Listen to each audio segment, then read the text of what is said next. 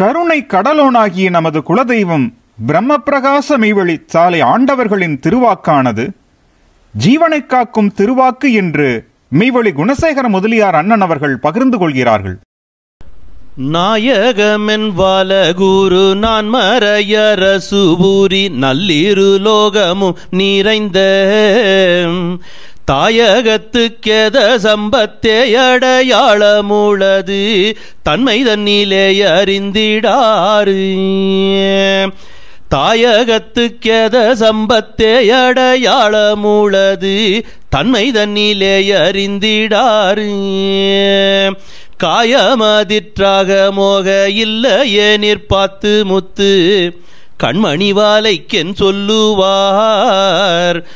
மாயு முன்னே மாய்ந்து கலை பாய்ந்தவர்கள் கண்ட பின் பகர்வதுண்மை உண்மை உண்மையே.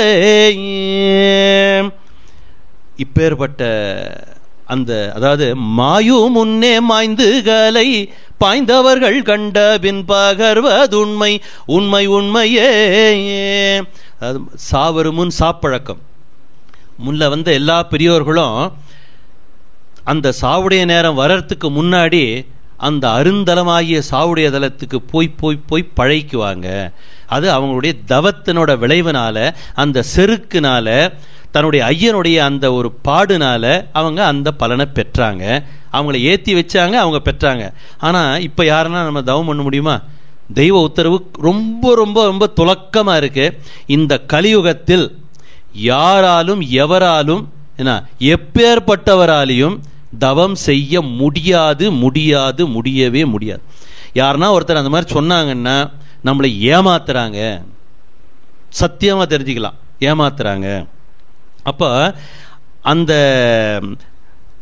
அந்த மாய்ந்து கலை அவங்க தவத்தில் ஏறி விளைஞ்சாங்க. நம்ம தெய்வம் அதே பலனை நமக்கு கொடுக்குறாங்க. ஆனால் எப்படி கொடுக்குறாங்கன்னா அவங்க அதில் பாஞ்சி பாஞ்சி அதை சம்பாதிச்சு நமக்கு அளக்குறாங்க. முதல்ல இந்த பாத்திரத்தை சரி பண்ணி இந்த பாத்திரத்தில் அந்த தவத்தை வைக்கிற அளவுக்கு இதை தகுதி உடையதை ஆக்கி அதுக்கப்புறம் கொண்டு போய் சேர்த்தி கொஞ்சம் கொஞ்சமாக அதில் வச்சு வச்சு வச்சு இவனை பேருடைய பணக்காரனாக்குறாங்க. அப்பேற்பட்ட அந்த தெய்வ வாக்கு, அந்த மாயு முன்னே மாய்ந்து கலை பாய்ந்தவர்கள் கண்ட பின் அவங்க சொல்றாங்களே, அதுதான் வாக்கு, அதுதான் உண்மை உண்மை உண்மை. அது தவிர்த்து எல்லாமே பொய். இதில் நமக்கு பொய் எது மெய் எது உண்மை எதுன்றது ஒரு டவுட் இருக்குல்ல. இப்போ டவுட்டே வரக்கூடாது. அவங்க சொல்லு மட்டும்தான் உண்மை, மீதி எல்லாரதும் எல்லாம் பொய். இதில் என்ன ஒன்று நமக்கு கஷ்டம் இருக்கா? இதில் தெரிஞ்சுக்கிறதுக்கு ஒன்றும் இல்லை. அப்போ அதுதான் உண்மை. அந்த உண்மையாகிய அந்த சத்திய வாக்கு அதை நாம் செவித்துளைக்குள்ளே ஏற்றிக்கணும். நாம் இந்த தூரம் எடுத்த பலன் என்ன அப்படின்னா அந்த சத்திய வாக்கை நாம் செவித்துளைக்குள்ளே ஏற்றிக்கொள்கிறது. முன்னெல்லாம் எங்களை கேட்பாங்க, நன்மனத்தினோர் முன்ன ஒரு 25 வருஷமாக வரவங்களாம் இருக்காங்க. அவங்களாம் கேட்பாங்க, அண்ணா இப்போ நாங்கள்லாம் தெய்வத்தை நம்பிட்டோம்னா, நம்பி தெய்வம்தான் சொல்லிட்டு மற்ற எல்லாத்தையும் விட்டுட்டோம், எங்கள் சொந்த பந்தம் உறவு பழைய பழக்க வழக்கம் கோயில் பூஜை புனஸ்காரம் எல்லாத்தையும் விட்டுட்டோம்னா தெய்வமேன்னு கெதியாக இருக்கிறோம், இப்போ எங்களுக்கெல்லாம் என்ன பலன் அப்படின்னு கேட்பாங்க. அப்போ எனக்கு ஒரு நேரத்தில் அச்சமாக இருக்கும். ஏன், நாமளே பிச்சைக்காரங்க, தெய்வம் கொடுத்த ஓட்டை வச்சுக்கிட்டு உட்காந்துக்கிட்டு இருக்கோம், பிச்சை போடுவாங்களான்னு அப்பப்போ பார்த்துக்கிட்டு இருக்கோம். இவங்களுக்கு நாம் என்னத்தை சொல்கிறது? அப்படி சொல்லும்போது அது தெய்வ நீதத்துக்கு மாத்தமாக இருந்ததுன்னா அந்த பாவம் நமக்கு வருமே. ஏன், அந்த உள்ளமானது இப்போ நான் சொல்கிறத உண்மைன்னு நம்பி எடுத்துக்குமே. அது எடுத்துக்கிட்டு அந்த நம்பிக்கையில் இருக்கக்கூடிய அந்த ஒரு உள்ளத்துக்கு அந்த பலன் கிட்டலை அப்படின்னா, ஏதோ ஒரு துரதிருஷ்டவசத்தினால அந்த பலன் கிட்டலை அப்படின்னா அந்த உள்ளம் படுற அந்த அவஸ்தை என்ன உருக்குமே, என் ஜீவனை வாட்டுமே. தெய்வ நாளைக்கு என்ன கேள்வி கேட்பாங்களே, ஏண்டா உனக்கு நான் இதை சொன்னனா, நீ ஏண்டா அதை அவனுக்கு சொன்ன, உனக்கு என்ன நான் சொன்னேன், உன்னை நேசிக்கிறவன் என்ன, உன்னை விரும்புகிறவன், நீ யார் மேலே பிரியமாக இருக்கியோ, எவன் என் மேலே பிரியமாக இருக்கானோ அவனுக்கு இதை எடுத்து சொல்லு, அதுக்கு நான் உத்தரவு தரேன்தானே உனக்கு சொன்னேன், அவனுக்கு என்ன பலன் வரும்னு உன்னை நான் சொல்ல சொன்னனா அப்படின்னு கேட்டாங்கன்னா என்ன சொல்கிறது? இதுக்கு பதில் இல்லையே. அதனால் அந்த அச்சத்தில் தெரியாதுண்ணா, எனக்கு சத்தியமாக தெரியாது. ஆனால் உங்களுக்கு சொல்லியிருக்காங்க, அதோடு நாங்கள் நிறுத்திக்கிறோம். அதுக்கப்புறம் நான் உங்களுக்கு சொன்ன பிறகு நீங்கள் அவங்கள ஏற்றுக்கிட்டீங்க, அவங்கள துதிக்கிறீங்க, அவங்கக்கிட்ட கையேந்துறீங்க. அவங்க என்ன பலன் கொடுக்குறாங்கன்றது அவங்க திருவுள்ளம். அதுக்கு நாங்கள் சட்டாம்பிள்ளை கிடையாது. ஏன், நாங்களே திருப்பப்பட வேண்டியவங்களாக இருக்கோம். கையில் சதா நேரம் ஓடு இருக்குது, எப்போ பார்த்தாலும் கையில் ஓடு இருக்குது. திருவோடு இருக்கானா, பிச்சை எடுக்கிற ஓடு இல்லை, கையில் திருவோடு இருக்குது. அதில் தான் போட்டுட்ருக்காங்க தெய்வம். அதனால் நான் எப்படி சொல்கிறதுன்னு சொல்லி விட்டுட்டேன். ஆனால் நாள் ஆக ஆக பார்த்தீங்கன்னா அந்த நம்பிக்கையோட, அந்த சத்திய ஒரு ஒட்டுதலோட அதில் ஊன்றி நின்று விளையிற ஜனங்களுக்கு தெய்வம் அந்த பரிசுபதத்தை கொடுக்குறாங்க அப்படின்னு 1-2 நமக்கு தெரிய ஆரம்பிச்சது. அதுக்கப்புறம் அதை காட்டி இந்த மாதிரி உள்ளவங்களுக்கு தெய்வம் இந்த மாதிரி அளக்குறாங்க, அதனால் இந்த மாதிரி நீங்களும் ஆகணும்னு நீங்கள் போய் தெய்வத்துக்கிட்ட வேண்டிக்கங்க. அப்பவும் அப்படித்தான் சொல்லலாம், நீங்கள் இந்த மாதிரி இருங்க உங்களுக்கு எல்லாம் முக்திஃபைடு அப்படின்னு நம்ம சொல்லக்கூடாது, யாருக்குமே சொல்லக்கூடாது. நீங்களும் சொல்லக்கூடாது, நானும் சொல்லக்கூடாது. நாம் செய்ய வேண்டியது மக்களை பரமடைய சந்நிதி சார வைப்பது. அது ஒன்று தான் நம்மளோட வேலை. ஸோ அப்போ இதுதான் நமக்கு பலன். அப்போ அந்த உண்மை அவங்களுடைய வாக்கு, அது செல்வாக்கு, அது எந்த ஒரு ஜீவன்லேயும் போய் அதை சுத்தம் பண்ணக்கூடிய அந்த வல்லமை உடையது. இதை புசன பகவான் சொல்கிறாங்க, எவரிடத்தும் புகுந்துமே சுத்தம் செய்ய எண்ணிறந்த சத்திய அதனில் உண்டு, அவரிடத்தில் உள்ளதொரு கருணைதானே ஆரார்க்கும் மனதொப்ப அவரின் சக்தி ஆரார்க்கும் செய்யுமே தீர்க்கம் தீர்க்கம் அப்படின்னு சொல்கிறாங்க. அப்போ யாருக்கிட்டையும் போய், எந்த ஜீவன்கிட்டையும் போய் அவங்கள சுத்தம் பண்ணக்கூடிய வல்லமையுடையது அந்த சக்தி, அந்த வாக்கு. அந்த வாக்கை நினச்சி, அதாவது இது நம்ம ஜீவனை காக்கக்கூடிய திருவாக்கு அப்படின்னு நினச்சி அதை செவித்துளையில் புகுத்திக்கிட்டு அதில் ஒழுகி வரக்கூடிய நன்மனத்தினர் இல்லை எந்த ஒரு மனுவாக இருந்தாலும் அவருக்கு இந்த பதவி கிடைக்குதுன்றது இப்போ நாம் கண்ணில் பார்த்துக்கிட்டு இருக்கோம். இதுக்கு அத்தாட்சி நம்ம போய் அதை அனுமானத்தில் நம்ம சொல்ல வேண்டிய அவசியம் இல்லை. ஆனால் அந்த சத்தியத்தில் இல்லை அப்படின்னா கிடைக்காது பலன். அந்த சத்தியத்தில் நம்மளை அதில் நடத்தி கொண்டு போக வேண்டியது நம்மளோட கடமை. அவங்க அந்த வழி காட்டுவாங்க, அந்த வழியில் நாம் போக வேண்டியது நம்மளோட கடமை. அதுக்கு தான் மணி அடிக்கடி நாங்கள் எப்போ பேசும்போதும் இந்த கிரிய கட்டளைகளை அது 100% நாம் அதில் நிலச்சி நிற்கிறதுக்கு என்னென்னா வழின்னு தான் அடிக்கடி கேட்பார். அதுதான் அவருக்கு ஒரு பெரிய ஒரு மலப்பாக இருக்குது. ஆனால் சத்தியமாக தான். ஏன் 100% நான் இருக்கேன்னா இல்லை, சத்தியமாக இல்லை. 100% நான் இல்லை, யாருமே இல்லை. அப்போ 100% இல்லைனாலும் 90 மடங்கு, 92, 95 அது வரைக்கும் வர்றதுக்கு நாம் என்ன பாடுபடணும், அதுதான் நமக்கு. அதுக்கும் அவங்கக்கிட்ட தான் வேண்டி ஆகணும். அப்போ அந்த ஒரு எண்ணத்தில் நாம் லயிச்சு இருக்கணும். மற்றது இந்த வாக்கு தவிர்த்து மற்ற எந்த வாக்கை நம்ம செவியில் வாங்கினாலும், அது என்ன அலங்காரமாக பேசப்பட்டிருந்தாலும், அது வெறும் சொல், வெறும் சத்தம், வெறும் சத்தம், வெறும் சொல், வெறும் வார்த்தை. அது பலன் அளக்காது. இது நல்லா இருக்கணும். இதை விட தெய்வம் இப்போ இறக்கி இருக்கிறத விட இப்போ நீங்கள் இந்த சின்மயானந்தாலாம் பேசி கேட்டிருக்கீங்களா? யாருன்னா கேட்டிருக்கீங்களா? எக்ஸலண்ட் ஆரேட்டர் அவர், எக்ஸலண்ட் ஆரேட்டர். அவரை மாதிரி இங்கிலீஷ்லேயோ தமிழ்லேயோ மலையாளத்துலேயோ சமஸ்கிருதத்துலேயோ அந்த வேதத்தை எடுத்து பேசக்கூடிய அளவு எனக்கு தெரிஞ்சு இப்போ யாரும் இல்லை, என்னோட அறிவு கொண்டு பார்க்கும்போது. ஆனால் அப்பேற்பட்டவருக்கு தெய்வத்தை சந்திக்கிறாரு. எஸ்ஆர் நாயுடு அண்ணா, இவங்க மெய்வழி எஸ்ஆர் நாயுடு அண்ணா கோயம்புத்தூரில் அவருக்கு ஃப்ரெண்டு. அவங்க அந்த இதில் முதல்ல இருந்ததில் ஃப்ரெண்டு. அவரை கூட்டிகிட்டு வராங்க. தெய்வ ஆசனத்தில் இருக்காங்க. நல்ல அழகான தேகம், நல்ல சிவப்பாக இருப்பார், நல்ல உயரம், நார்மல் தேகம், பார்க்குறதுக்கு ஒரு நல்ல மனுஷன், அதாவது உண்மையிலே நல்ல மனுஷன் இருக்கார். உட்கார்றாரு. உட்கார்ந்தவொடனே தெய்வம் கேட்குறாங்க. இவர் எஸ்ஆர்னா இன்ட்ரடியூஸ் பண்ணுறாங்க. இந்த மாதிரி தெய்வமே இவர் சின்மயானந்தா, இவர் தான் சின்மயானந்தா, இவர் இந்த இயக்கத்துக்கு இவர் தலைவர் அப்படின்னு சொல்கிறாங்க.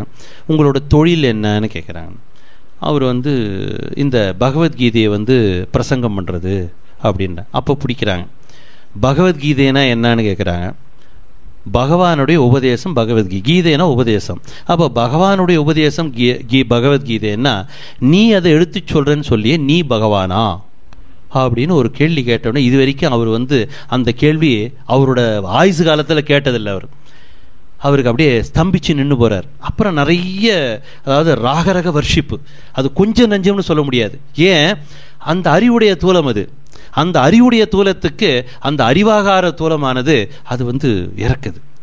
அது ஒரு பெரிய வர்ஷிப் அது. அப்போ அப்படி சொல்லிகிட்டே இருக்கும்போது அவருக்கு அப்படியே எல்லாம் சப்த நாடே அடங்கி போகுது. அவருக்கு எல்லாம் முடித்து கடைசியில் இவர் எஸ்ஆர் அண்ணா நேரமாச்சு, இருட்டுறதுக்குள்ளே ஊருக்கு போகணும், தெய்வமே உத்தரவு வேணும்னு. சரின்னு தெய்வம் எந்திரிக்கிறாங்க. எந்திரிச்சு திருமாலைக்கு போகிறாங்க. அப்போ எந்திரிச்சும் போது அவர் என்ன பண்ணுறாரு, தெய்வம் நிற்கிறாங்க, அப்படியே மண்டி போட்டு வணங்குறார். மண்டி போட்டு வணங்குறார். தெய்வம் அதை பார்த்து ஒரு க்ஷண நேரம் அப்படி பார்க்குறாங்க, அந்த முகத்தை பார்க்குறாங்க. ஏன்? இப்போ நம்ம குழந்தை இருக்கு, என்னதான் துஷ்டத்தனம் பண்ணாலும், என்னதான் சேட்டை பண்ணாலும், கடைசியில் நம்ம காலை கட்டிச்சுன்னா அதை அடிப்போமா? அடிக்க மாட்டோமே.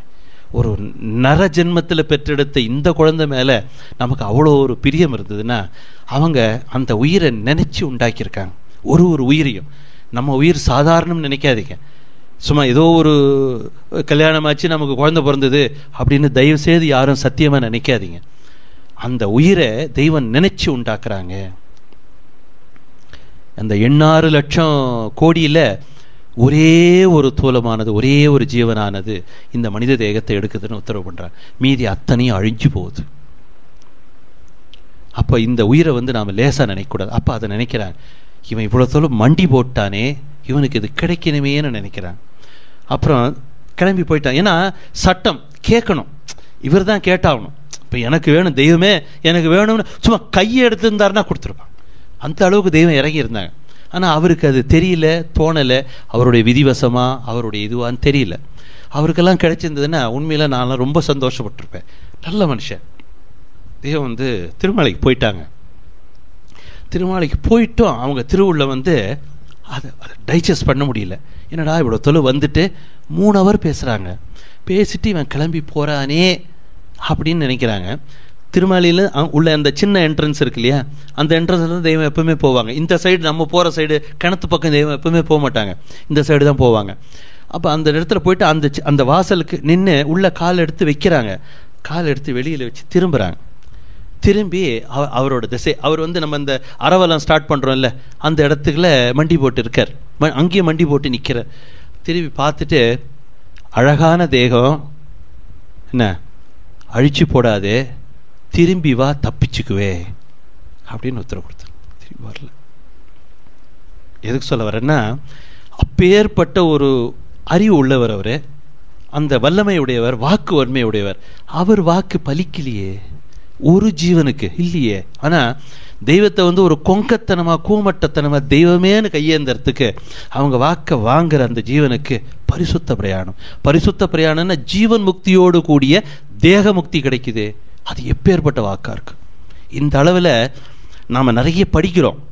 படிக்கிறத ஒரு பக்கம் வச்சுக்கிட்டு இதை நினச்சி நுணுகி பார்க்கறது தான் நம்ம ஜீவனுக்கு அந்த வல்லபத்தை, அந்த ஊட்டத்தை கொடுக்கும். அந்த யமனுகா அந்த பரிசுத்தத்தை நமக்கு அளக்கக்கூடியது இது ஒன்றே ஒன்று தான்.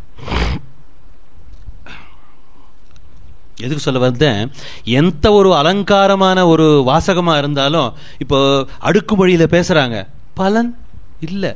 அதே நம்ம ஏதோ நம்ம தெரிஞ்ச லாங்குவேஜில் ஒரு கொங்கத்தனமாக நம்ம பேசுகிறோன்னு வச்சுங்க, அவங்க வாக்கியத்தை எடுத்து பலன் உண்டு, நிச்சயமாக பலன் உண்டு. இதனால்தான் நம்ம தெய்வநாயகம் வான்கன்னி விராட்டவத்தில் அமர திருவுள்ளம் கொண்டவுடன் பின் நிலைமையை திருவுளம் பற்றி தம் மக்களுக்கு உத்தரவிட்டு அருளினார்கள். இந்த மெய்வழி பற்றி பேச வேணுமா? இந்தா எம் உத்தரவு, நீ பேசு, உன் நாவில் இருந்து நாம் பேசுவோம் என ஆசீர்வதித்து உள்ளார்கள்.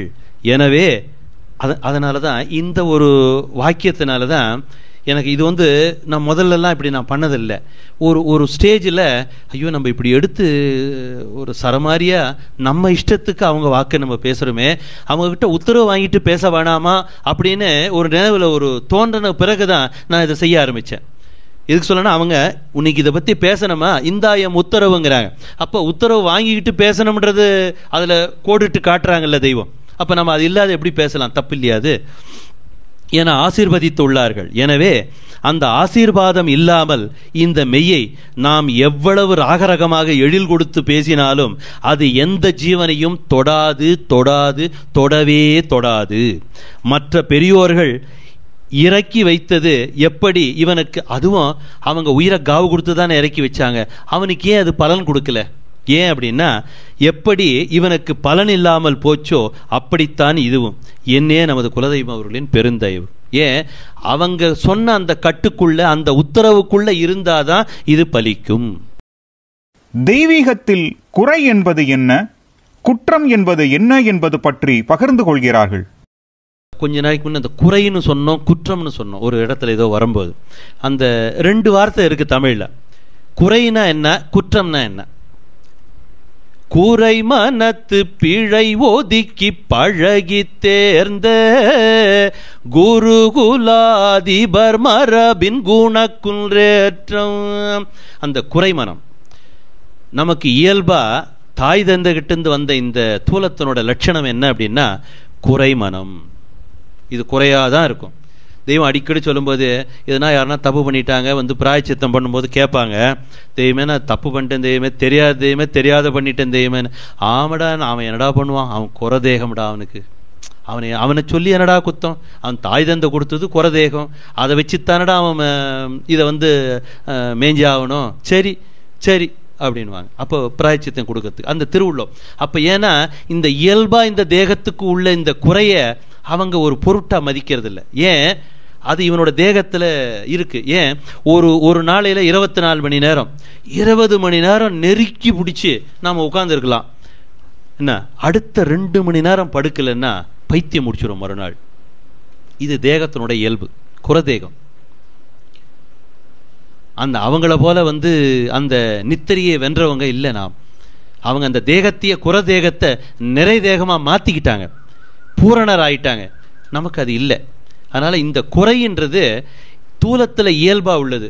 ஒரு நோய் நொடி வருது, ஒரு ஆசைபாசம் வந்துடுது, அது பார்த்தா அந்த செல்லு நல்லா இருக்கு அது வாங்கலாமா, இந்த புடவை நல்லா இருக்கு இது வாங்கலாமா, இந்த வேட்டி நல்லா இருக்கு, அண்ணா கட்டியிருக்காரு அந்த இடக்கட்சி நல்லா இருக்கு அப்படின்னு இதெல்லாம் இந்த அற்ப பொருளில் ஒரு இச்சை வருது இல்லை, இதெல்லாம் குறைதேகம், இந்த குறை மனசு. அந்த குறை மனசு பிழை ஒதுக்கி நாம் பழகி தேரணுமா. இப்போ ஒரு அண்ணாவுக்கு என்ன பண்ணுவார், ரொம்ப நல்ல மனுஷனாக இருப்பார், தெய்வத்து மேலே ரொம்ப பிரியமாக இருப்பார், ரொம்ப ஊழியம் செய்வார். ஆனால் ஒரு சின்ன குறை இருக்கும். என்னன்னா, அண்ணா இங்கே இருந்துட்டு சத்தம் போடாத நீங்கன்னா சத்தம் போடுவார். அந்த குறைய நாம் ஒரு குறைய எடுத்துக்கிட்டு அண்ணா இன்னொரு தடவை அவருக்கு சொல்லி நல்லதனமா, அண்ணா இங்கே ஆலயத்தில் சத்தம் போடாதீங்கண்ணா, 4 பேர் வராங்கன்னா தெய்வத்தை வந்து அவங்க வணங்கும் போது அந்த நீங்கள் போடுற சத்தமானது அவங்களுடைய நினைவை வந்து திசை திருப்பி விட்டுருமுன்னா, அந்த அவங்க வணங்க வந்த அந்த பலன் போயிடும்னா, அந்த ஜீவனுக்கு அது கிடைக்காத போனது நமக்கு குத்தமாயிடும்னா, வேணான்னா அப்படின்னு நல்லதனமாக சொல்லி அவரை சரி பண்ணுறது வந்து நம்மளோட கடமை. அவரை போய் நம்ம திருப்பி சத்தம் போடக்கூடாது. ஏன், அது குறை. அந்த குறையை ஒதுக்கி பழகி தேரணும். இந்த குறையில் வந்து இன்னொன்று சொல்லலாம், கோபம், தாபம், ஆசை, மதிப்பு, மற்ற குணங்கள், மூப்பு, சீக்கு, நரைச்சி போகுது, தோல் சுருங்கி போகுது, இதெல்லாம் குறை. இந்த தேகத்துக்கு உண்டானது குறை. குற்றம்னா என்னன்னா இதுதான் பெருசு. குற்றம் தான் செய்யக்கூடாது. குறை வந்து குறைச்சிக்கணும். குறையை வந்து எந்த அளவுக்கு குறைக்கிறோமோ குறைச்சிக்கணும். ஆனால் குற்றத்தை செய்யவே கூடாது. குற்றம் என்ன அப்படின்னு பார்ப்போம். நீதி வழுவா நெறிமுறையில் நம்மை நடத்தி வரும் தெய்வம் அவர்களுக்கு புறம்பான காரியங்களில் நினைவளவிலோ செயலளவிலோ கூட ஈடுபடுதல் பாவம். தீர்ப்பு நாளில் குற்றப்பத்திரிகை வாசிக்கப்படும்னு தான் சொல்கிறாங்களே தவிர்த்து, நம்ம இந்த இது நம்ம பாவ மன்னிப்பு திருவிழாவில் நம்ம ஓதுறோம் இல்லையா, பாவ மன்னிப்பு திருமந்திரம் ஓதுறோம் இல்லையா, அதில் அந்த குற்றப்பத்திரிகை வாசிக்கப்படும்னு சொல்கிறாங்க. குறை பத்திரிக்கைன்னு சொல்லலை, குற்றப்பத்திரிக்கை தான் சொல்கிறாங்க. அப்போ குறைப்பத்திரிக்கையெல்லாம் இங்கேயே தெய்வம் சரி பண்ணிடுறாங்க. இவனை மண்ணில் போடுறதுக்கு முன்னாடியே அந்த பரிசுத்த பிரயாணம் கொடுக்கறதுக்கு முன்னாடி அதெல்லாம் சரி பண்ணிடுறாங்க. அதனுடைய துல்லிதமான அங்க அடையாளம் என்ன அப்படின்னா, ஒருத்தர் மணிக்கு தெரியும், இவர் அருளாளி அனந்தர்னு ஒரு அண்ணா, நட்சத்திரந்தரோட தம்பி, தூலத்தம்பி. அவர் நான் அவர் கொஞ்ச நாள் வெளியில் தான் இருந்தார். எனக்கு தெரிஞ்சு ஒரு 20 வருஷம் 22 வருஷம் தான் சாலையில் இருந்தார். இப்போ நைட்டில் பாரா வணக்கம் பார்க்கும்போது 10-12 நாங்கள் 2 பேர் சேர்ந்து தான் எப்போவுமே பார்ப்போம். அவரோட விடுதியில் தான் நான் இருப்பேன். நான் பார்த்த வரைக்கும் அவர் ரொம்ப வயோதிகர், ரொம்ப முதுமையானவர். அவருக்கு 92 வயசோ 92 வயசில் தான் அடக்கமானார்னு நினைக்கிறேன். நான் பார்க்கும்போது அவருக்கு 85 வயசு 86 வயசு இருக்கும். இந்த முதுகானது கூன் போட்டிருக்கும். அப்படி எந்திரிச்சு ஆலயத்துக்கு வரும்போது கூட அந்த கூன் இப்படி தான் இருக்கும். அவர் நிமிர்ந்த சூரியனை பார்க்க முடியாது, அப்படி தான் இருக்கும் அவருக்கு. நான் எப்போவுமே அப்படி தான் பார்த்துட்டு, அப்படியும் சிரமப்பட்டு அந்த வணக்கத்துக்கு வந்துடுவார், ஆலயத்துக்கு வந்துடுவார், மான்மியத்துக்கு காலையில் வந்துடுவார், எல்லாம் கலந்துக்குவார். அப்புறம் போய் இதை கலந்துக்கிட்டு போய் அங்கே விடுதியில் உட்காந்துக்கிட்டு சிரமப்படுவார். ஏன்?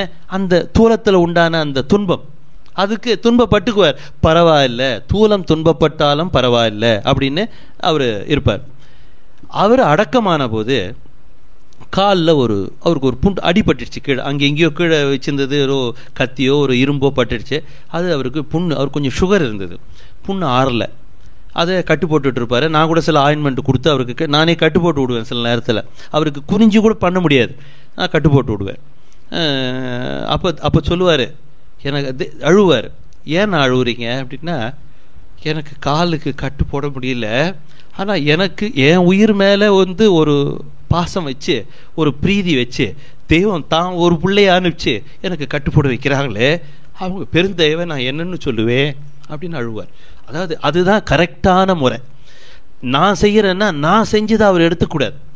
தெய்வ உத்தரவுக்கு அவங்க வச்ச ஒரு உருவம் அது செய்யுது அப்படின்னு எடுத்துக்கிட்டாரு பாருங்க, அதுதான் ஒரு முதிர்வான நிலை. அப்படித்தான் எல்லாரும் எடுத்துக்கணும். அவருக்கு கட்டு போட்டு விடுவேன். அதுக்கப்புறம் அந்த புண்ணு கடைசி வரைக்கும் ஆறலை, கூனும் அப்படியே தான் இருந்தது. அவர் அடக்கமான போது எனக்கு உடனே தகவல் வந்தது. நான் உடனே ஆஃபீஸ்லேருந்து கிளம்பி வந்துட்டேன். படுக்க வச்சுருக்காங்க. அவர் அந்த கூனோட பார்த்தாக்கா ஒரு 4 அடிக்குள்ளே தான் இருப்பார். படுக்க வச்சுருக்காங்க. அண்ணா 5.75 அடி இருக்கார். நான் இது அண்ணா தானான்னு எனக்கு டவுட் ஆகி போச்சு. 5.75 அடி 5.75 அடி கிட்ட இருக்காரு, நீட்டி வச்சுருக்காங்க. கூனே காணும். கை கொடுத்து பார்க்குறேன், கூனெல்லாம் காணும். எங்கே போச்சு? அப்புறம் இந்த கால் கட்டு போட்ட கால், நான் எத்தனையோ தடவை கட்டு போட்ட கால், அதை பார்த்தா சுத்தமாக ஆறி இருக்குது. அதை புதுசாக கொஞ்சம் கட்டு போடலான்னு எடுத்தாக்கா கட்டு போட வேண்டிய அவசியமே இல்லை, ஆறி போச்சு. அப்போ இந்த தேக குறைகள் எல்லாம் நாமளை மண்ணில் போடுறதுக்கு முன்னே அந்த அடக்கமாகிய அந்த பரிசுத்த தெய்வ பிரயாணத்தை நமக்கு அளக்கிறதுக்கு முன்னாடியே தெய்வம் சரி பண்ணிடுறாங்க. அது அங்கே போய் கேள்வி கேட்க வராது, கேள்விக்கே வராது அது. ஆனால் இந்த குற்றமானது மட்டும் கேள்விக்கு வரும். குற்றம்னா என்னன்னா, குற்று அப்படின்னா இருள், குற்று அப்படின்னா இருள். இருள்னா என்ன? வெளிச்சம் இல்லாதது இருள், அப்படித்தானே சொல்ல முடியும். திருப்பி திருப்பி ஒரு ஓமேயத்தில் தான் சொல்ல முடியுமே தவிர்த்து அதுக்கு வெளிப்படையாக ஒரு பொருளை சொல்ல முடியாது நமக்கு. ஏன்? நம்ம அந்த ஊரில் இருக்கோம். ஸோ இருள்னா வெளிச்சம் இல்லாதது இருள். அப்போ வெளிச்சம் இல்லாதது இருள்னு சொல்லும்போது அருள் இல்லாதது எல்லாம் இருள், அப்படி எடுத்துக்கலாம் இல்லை? இப்போ நமக்கு யமன் என்னப்பட்ட தெய்வம் யமனை இருள்னு சொல்கிறாங்க. காரிடி யமனுன் மேற்கை கலந்திடும் நேரம் தண்ணில்னா, அந்த காரிடியாகி இருள், இந்த கார்மேகம் எப்படி இருக்குமோ அந்த மாதிரி நம்மளை சூழுமா. கொஞ்ச நேரத்தில் பார்த்தீங்கன்னா அந்த ஏரியாவில் அப்படியே அந்த இது வரைக்கும் அந்த தொடுவானம் வரைக்கும் இறங்கிடும். இறங்கிடுச்சுனாக்கா வெளிச்சமெல்லாம் அப்படியே குப்புன்னு மறைஞ்சிடும். நல்லா பளிச்சுன்னு சூரியன் இருந்திருக்கும், அப்படியே மறைச்சிடும், இருள் கப்பிடும். அது மாதிரி அந்த யமன் அவன் போர்வையை போடும்போது நமக்கு அந்த இருள் கப்பிடுமா. அப்போ அந்த இருள் நம்மளை கப்பாத அவங்க எப்படி நம்மளை காப்பாற்றுறாங்கன்னா அவங்க அருளை வச்சு காப்பாற்றுறாங்க. பொருள் இல்லாருக்கு இவ்வுலகம் இல்லை, அருள் இல்லாருக்கு அவ்வுலகம் இல்லைன்னு வள்ளுவ பெருந்தகை சொல்கிறாங்க. அப்போ இந்த பொருள் இல்லாருக்கு இந்த உலகம் இல்லைன்னும் போது அருள் இல்லாருக்கு ஈசனாகி அவங்க திருமேனி தாங்கி நாசிக்கு வெளியே மூச்சோடா தவத்தில் ஒப்பற்று விளங்கி அவங்க சம்பாதிச்ச அந்த தவத்தை நமக்கு அருளாக அளக்கிறாங்களே, அந்த அருள் நம்மக்கிட்ட இல்லைன்னா அந்த உலகத்தில் இடம் இல்லை. அப்போ அந்த உலகத்துக்கு போகணும்னா நமக்கு என்ன தேவை? காரா தேவை? வேண்டாம், அவங்க அருள் மட்டும் போதும். அப்போ அந்த அருள் இல்லாதது எதுவோ அது இருள். குற்றுன இருள். எனவே அருள் இன்னொரு இடத்துல தெய்வம் சொல்றாங்க, யுகாந்த நாட்டு செல்வம்னு சொல்றாங்க. இருளாகிய யமபடரில் இருந்து காக்கும் அருளாகிய நமது தெய்வ வாக்குக்கு நேர் நின்று அது பற்றி போற்றுவதுதான் நம் குறையை நீக்கி குற்றத்தில் இருந்து விலக்கும். அப்போ குற்றம் என்ன அப்படின்னா, அவங்க உத்தரவுக்கு நாம் நேர் நிற்கலை, அவங்க அருளை அவங்க அளக்கும் போது நாம் அதை வாங்கலைன்னா அது குற்றம். அந்த குற்றத்தில் நாம் ஈடுபடக்கூடாது. குறைக்கும் குற்றத்துக்கும் இதான் டிஃபரன்ஸ். அவங்க செயலுக்கு மாத்தமா, பின்னால் இன்னொரு இடத்துல சொல்லும்போது அது விளக்கமாக சொல்கிறேன், அவங்க செயலுக்கு மாத்தமானது எதுவோ அது எல்லாம் குற்றம். அதாவது அவங்க செயல்னும் போது அவங்க தெய்வீக செயல். அவங்க எதுக்காக பாடுபட்டு வந்தாங்க? நம்மளை இந்த மெய்யில அந்த யமனுடகா பரிசுத்தத்தில் ஆக்கிறதுக்கு வந்தாங்க. அதுக்கு தான் பாடுபட்டாங்க, பலன் எடுத்தாங்க, அளந்து கொடுத்தாங்க. அந்த பலனை நாம வாங்கிக்கிட்டு அந்த யமனுடகா பரிசுத்த நமக்கு அது கிடைக்காத மாதிரி நம்மளுடைய செயல் இருந்தது அப்படின்னா அத்தனை செயலும் குற்றம். நான் துலக்கமா இருக்கா நான் சொன்னது இல்லை? இது ரொம்ப ரொம்ப நல்லா புரிஞ்சுக்கணும். நம்ம அவங்க நமக்கு அளக்கக்கூடிய அந்த யமபடரை நீக்கி பரமபதம் அளக்கக்கூடிய செயலுக்கு எது எதெல்லாம் மாத்தமா நிற்குதோ அது எல்லாம் குற்றம். அந்த குற்றத்துக்கு எழுதப்பெறும், வாசிக்கப்பெறும், தண்டிக்கப்படும். இறுதி தீர்ப்பு யாருக்கு என்பது பற்றி பகிர்ந்து கொள்கிறார்கள். மாண்ட மனுவ அனைத்தும் மண்ணில் இருந்தெழுப்பி, மாண்ட மனுவ அனைத்தும் மண்ணில் இருந்தெழுப்பி தோன்றும் தீர்ப்பினிலற்றி சொர்க்க நரகம் என்றும் கான்மூளையாதிக்கு முன் ஆதி அம்மான்மீயம் ஓதி வரும். அந்த மாண்ட மனுவனைத்தும் மண்ணிலிருந்து எழுப்பி தோன்றும் தீர்ப்பினில் ஏற்றி சொர்க்க நரகம்னு பிரிக்கிறாங்கல்ல, நமக்கு தான் அது. இங்கே இது அடையாத ஒருத்தன் செத்து போறான்னா அவனுக்கு ஸ்ட்ரெயிட் நரகம். அவன் அங்கே பிரிக்க வேண்டிய அவசியம் இல்லை. மாண்ட மனு மண்ணிலிருந்து எழுப்புறாங்கன்னா அடங்கினவங்களை தானே எழுப்புவாங்க. அடங்காதவங்களை எழுப்புறதுக்கு ஒன்றுமே இல்லையே, அங்கே எல்லாம் போச்சே. அடங்கினவங்களை தானே எழுப்புவாங்க. அப்போ அடங்கினவங்களை எழுப்புறாங்கன்னா அவங்களோட குற்றப்பத்திரிக்கை வாசிக்கப்படும், என்னோட குற்றப்பத்திரிக்கை வாசிக்கப்படும். நான் எந்த அளவுக்கு சத்திய ஒட்டுதலோடு அவங்க கிரிய கட்டளைக்கு அவங்க உத்தரவுக்கு இங்கே அஞ்சு நடந்தனோ, பயந்து நடந்தனோ, அதனோட நிமித்தம் தான் என்னோட குற்றப்பத்திரிக்கை அங்கு விரிவாக்கமாக பேசப்படும். அதுக்கு தக்கனதான் எனக்கு தண்டனை. நான் செஞ்சதில் ஒரு பகுதி வைப்பாங்க தெய்வம். அது அவங்க சொன்ன அந்த வரம்புக்குள்ளே இருந்ததுன்னா சொர்க்கம், இல்லைன்னா தண்டனை அனுபவிச்சுட்டு தான் இங்கே வரணும். அது எல்லாருக்கும் உண்டு. பிரஹஜாபால உபனிஷத் அப்படின்னு ஒரு 108 உபனிஷத்தில் ஒரு உபனிஷத் சொல்கிறாங்க. பிரஹஜாபால உபனிஷத்துன்னு சொல்கிறாங்க. அதில் என்ன சொல்கிறாங்கன்னா, அதில் நிறைய ஸ்லோகங்கள் இருக்குது, அதெல்லாம் நமக்கு தேவையில்லை. ஒன்றே ஒன்று, அந்த பிரஹஜாபால உபனிஷத்து ஒரே ஒரு ஸ்லோகத்துக்காகத்தான் உண்டாக்கப்பட்டிருக்கு. மீதி எல்லாம் எப்படின்னாக்கா, எப்படி இந்த அரிசிக்கு உண்டாகணும் இல்லையா, அரிசிக்கு ஒரு பொட்டி, அந்த பொட்டிக்கு ஒரு கதிருக்கு ஒரு நாற்று, அதுக்கு ஒரு மண், அதுக்கு உரம், இப்படியெல்லாம். இது எல்லாம் எதுக்கு அப்படின்னா அந்த அரிசிக்கு. அது மாதிரி இந்த பிரஹஜாபால உபனிஷத்தில் இந்த ஒரே ஒரு ஸ்லோகத்துக்கு மட்டும்தான் அந்த உபனிஷத்தையே உண்டு பண்ணியிருக்காங்க. இதில் ஒரு 20-22 ஸ்லோகம் இருக்குது. அதில் ஒன்று, சாவை வெல்வதற்கு அமிர்த ஸ்நானம் தேவை. அமிர்தம் ஸ்நானம், ஸ்நானம்னா அதில் குளிக்கிறது. சிவசக்தி அமிர்தத்தால் தீண்டப்பெற்றவர்களுக்கு சாவேது. சிவசக்தி அமிர்தத்தால் தீண்டப்பட்டவர்களுக்கு சாவேது. புனிதமான இந்த ரகசியத்தை, இந்த ரகசிய மார்க்கத்தை அறிந்தவன் மீண்டும் பிறவியை அடைய மாட்டான். சத்தியம். இன்னைக்கு நமக்கு தெய்வம் இறக்கி இருக்காங்களே, இதனோட செயல், இது வெறும் வார்த்தையா இருக்கு, இந்த செயலை தான் நமக்கு தெய்வம் இறக்கி வச்சிருக்கான். இன்னொரு தடவை படிக்கிறேன். சாவை வெல்வதற்கு அமிர்த ஸ்நானம் தேவை. சிவசக்தி அமிர்தத்தால் தீண்டப்பட்டவர்களுக்கு சாவேது. இந்த புனிதமான ரகசியத்தை, இந்த ரகசிய மார்க்கத்தை அறிந்தவன் மீண்டும் பிறவியை அடைய மாட்டான். சிவபூஜை இல்லாத பிறவி பாழ், சிவசம்பந்தம் இல்லாத கல்வி பாழ். சிவபூஜை இல்லாத பிறவி பாழ். இப்போ நாம் என்ன பண்ணிட்டு இருக்கோம்? சிவபூசை தான். சிவபூசை இல்லாத பிறவி பாழ், சிவ சம்பந்தம் இல்லாத கல்வி பாழ். இதில் என்ன இருக்கு? முழுக்க முழுக்க சிவசம்பந்தம் தானே. அப்போ அந்த கல்வி, இது இல்லாத கல்வி பாழ். இது ரெண்டு தான் நமக்கு முக்கியமானது. சிவமணம். இப்போ சிவ பூசை செஞ்சதனோட பலன் என்ன? சிவமணம் ஆச்சே. இப்போ ஒரு பூ மலர்ந்தது அப்படின்னா, அதை நான் மறந்து போய், செண்பகப்பூ. இந்த செண்பகப்பூ இல்லை, அதுக்கு பேர் மனோரஞ்சித பூ. மனோரஞ்சித பூ இங்கே இவர் சோமசுந்தரந்தர் அவங்க வீட்டில் வச்சுருக்காரு.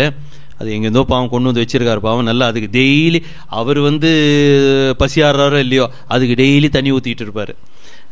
அந்த மனோரஞ்சித பூ அதில் ஒரு மகிமை என்னன்னு பார்த்தீங்கன்னா, நீங்கள் நினச்ச மனம் அது உங்களுக்கு கொடுக்கும்.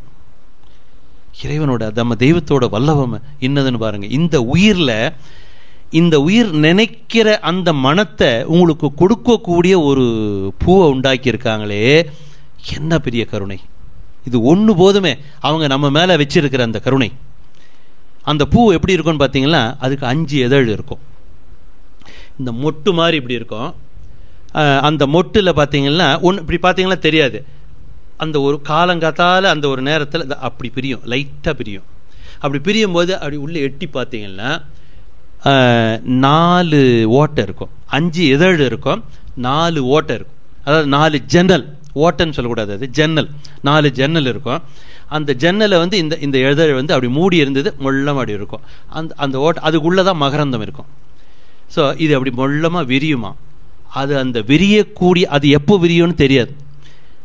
அதுக்கு என்ன உத்தரவோ, இறைவன் அரூபத்திலிருந்து அந்த கருணையாளன் அதுக்கு என்ன உத்தரவு கொடுத்தாங்களோ அந்த நேரத்தில் தான் அது கூட பாருங்கள், அவங்க உத்தரவுக்கு தான் எப்பவுமே பண்ணுறதில்ல. அவங்க உத்தரவுக்கு தான் அது விரியுது. நாம் அப்படி இல்லை, நாம் இஷ்டத்துக்கு இருக்கிறோம்.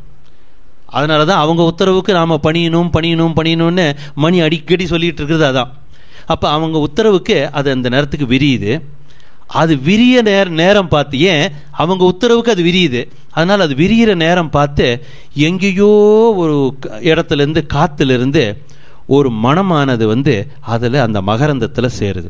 நாம் என்ன நினச்சிக்கிட்டு இருக்கோம் அப்படின்னா, இந்த பூவில் இது செடியிலேருந்து தானே வருது. அப்போ இந்த வேர்லேருந்து தான் அந்த மனமானது பூமியிலேருந்து அந்த மனத்தை எடுத்து அந்த வேர் வழியாக அதை எடுத்து அதனோட கிளை வழியாக கொடுத்து அந்த காம்பு வழியாக அது கொடுத்து அது நமக்கு மனத்தை கொடுக்குதுன்னு நினைக்கிறோம். இல்லை, அதுக்கு அந்த மனம் கிடையாது.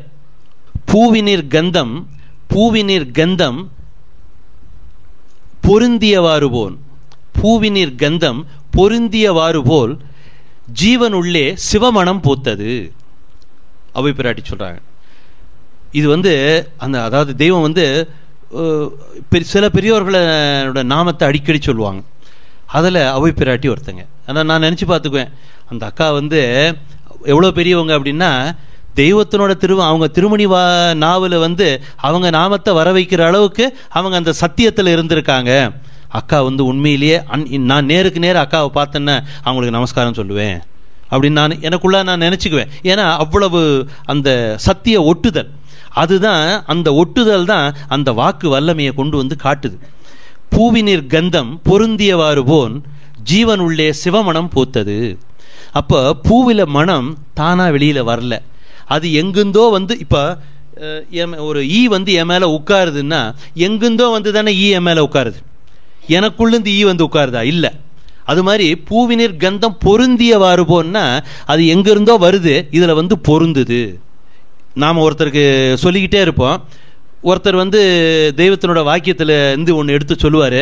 ஒருத்தர் நான் சொல்கிறேன், அண்ணா பாருங்கண்ணா நாம் இதை பேசிக்கிட்டே இருக்கோம், அக்கா எடுத்து சொல்கிறாங்க, அது என்னட்டு பொருந்துது பாருங்க அப்படின்னு சொல்கிறோம். இல்லை, அப்போ எங்கிருந்தோ இதில் பொருந்துறதுன்னு சொல்கிறது. அப்போ அந்த பூவின் மனம் பொருந்தியவாறு போன் இந்த ஜீவனுள்ளே சிவமணம் பூத்தது. இதுக்குள்ளே தான் சிவம் இருக்குது, இதுக்குள்ளே தான் ஜீவன் இருக்குது. ஆனால் அதுக்கு சொந்தமாக மனம் இல்லை, அதுக்கு மனம் இல்லை. தெய்வத்துக்கிட்ட அந்த சிவமனமானது இங்கே பொருந்துது. அப்பதான் இங்கே சிவமனம் பூக்குது. அது பூத்ததனோட அடையாளம் அங்கே பாருங்க. 4 வருஷமா அந்த புண்ணு சீழ் வழிஞ்சிட்டு இருந்தது, காஞ்சி போச்சே. நான் பார்த்த நாள் ஃபுல்லாக கூன் இருந்தது, நிமிந்து போச்சே. சிவமணம் பூத்ததனோட அடையாளம். ஒரு துர்நாத்தம் கிடையாது. பிரகஜாபால உபநிஷத்தில் சொல்றாங்க, சாவை வெல்வதற்கு அமிர்தஸ்தானம் தேவை. சிவசக்தி அமிர்தத்தால் தீண்டப் பெற்றவர்களுக்கு சாவேது. புனிதமான இந்த ரகசிய மார்க்கத்தை அறிந்தவன் பிறவியை மீண்டும் அடையவே மாட்டான்.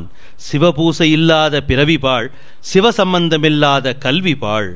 சிவமணம் நமது ஜீவனில் தெய்வம் உண்டாக்குகிறார்கள். இதை புரிஞ்சுக்கிறதுக்கு தான் நான் அதை சொன்னேன். சிவ சம்பந்தப்பட்டதுவே நமது மெய்க்கல்வி. இந்த ரெண்டுத்தையும் நமக்கு தெய்வம் செய்யறாங்க. சிவமணத்தை நமக்கு ஜீவனில் ஊட்டுறாங்க, அதை பூட்டுறாங்க, பொறுத்துறாங்க. அதே மாதிரி அந்த சிவ சம்பந்தத்தை நமக்கு மெய்க்கல்வியின் மூலமாக கொடுக்குறாங்க. எனவே நமது தெய்வம் மேற்சொன்ன இரண்டையும் நமக்கு சொந்தமாக்கி வைக்கிறார்கள். நம் பாடு இல்லாமல், ஒரு பாடும் இல்லாமல் என்னே அந்த தேவாதி தேவரின் பெருங்கருணை. வெறும் கையர்களான நமக்கு சிவசக்தி சொரூபரான நிறை நீதி வான் செல்வ குரு குபேரரான நமது தெய்வம் பிரம்ம பிரகாச மெய்வழிச்சாலை ஆண்டவர்கள் மேற்கண்ட அதி அற்புத வல்லப செயலை செய்து நம்மை பிறவிச் சுழலில் இருந்து மீட்பிக்கிறார்கள். இந்த செயல் எந்த ஒரு காலத்தும் வந்ததில்லை, இனி வரப்போவதும் இல்லை. இதை இந்த அளவில் நினைவில் ஊனி அவர்களும் தங்கள் ஜீவன் அளவில் நன்றி உள்ள பிள்ளைகளாக இறுதி பரியந்தம் வரை இருக்க வேண்டும் என்று தெய்வம் அவர்களை பிரார்த்தித்துக் கொள்கிறோம். முத்திப்பூரரை தொடரும்.